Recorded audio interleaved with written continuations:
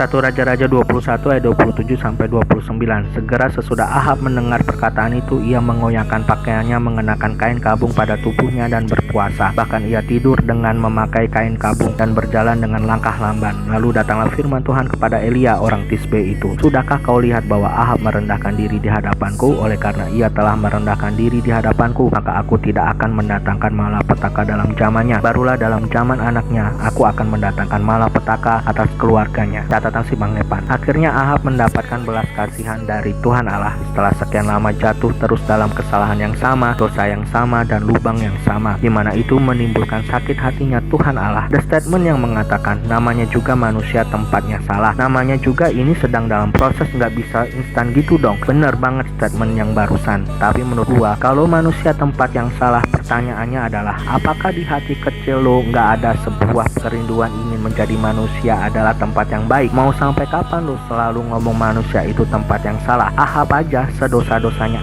Ahab di satu titik bisa berubah dan menyadari kesalahannya di hadapan Tuhan, sampai dia mempermalukan dirinya, merendahkan dirinya di hadapan Tuhan. Statement manusia sebagai tempat yang salah bukan sebuah statement untuk menyatakan bahwa kita telah sadar, telah mengakui, telah bertobat akan kesalahan kita, dosa kita di hadapan Tuhan. Itu adalah hanya sebuah alasan saja dan benteng kita ataupun defense kita saja. Begitu juga dengan statement namanya juga sedang diproses. Proses itu nggak bisa instan. Itu adalah hanya sebuah alasan saja dan benteng kita ataupun defense kita saja. Mau sampai kapan kita beralasan seperti itu? Oke lah, di hadapan manusia kita bisa ngomong kayak gitu. Tapi apakah alasan-alasan itu juga digunakan saat kita berhadapan dengan Tuhan? Saat kita menyembah Tuhan, apakah kita nggak bisa bergerak menuju di satu titik atau satu fase di mana kita menyadari bahwa apa yang kita lakukan salah di mata Tuhan? Padahal setiap hari dibelas kasihan Tuhan, pengampunan Tuhan turun atas hidup kita. Prosesnya Tuhan bukan kita masuk dalam kesalahan yang sama, lubang yang sama, bukan. Prosesnya Tuhan adalah kita bergerak menyadari kesalahan kita, lalu bertobat kepada Tuhan, minta ampun kepada Tuhan, merendahkan diri di hadapan Tuhan, dan menjadi manusia sesuai kehendak Tuhan, bukan kehendak kita. Kalau Tuhan ada di dalam hidup kita, beranikah kita mengatakan lagi manusia adalah tempat yang salah? Jadi yang di dalam hati kita saat memperoleh kasih Tuhan itu Tuhan atau hantu? Ngomong hantu kau.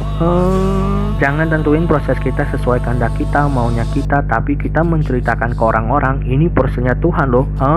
Kalau prosesnya Tuhan adalah kita menyerahkan hidup kita, kehendak kita, mengakui dosa dan kesalahan kita, biarlah kehendak Tuhan terjadi, bukan kehendak kita yang terjadi. Dan lihatlah belas kasihan Tuhan turun dalam hidup kita. Memang firman Tuhan mengatakan kepada Ahab hukuman itu akan ditimpakan ke anak-anaknya. Loh, kalau Ahab menyadari kesalahannya dan mengakui kesalahannya dan bertobat di hadapan Tuhan, Ahab seharusnya mengajarkan itu juga kepada anak-anak. Nah, jangan bikin sakit hati Tuhan ya. Cukup ayahmu ini, kamu jangan terus dekat sama Tuhan ya. Itu adalah tanda awal Ahab nggak masuk lagi dalam kesalahan yang sama.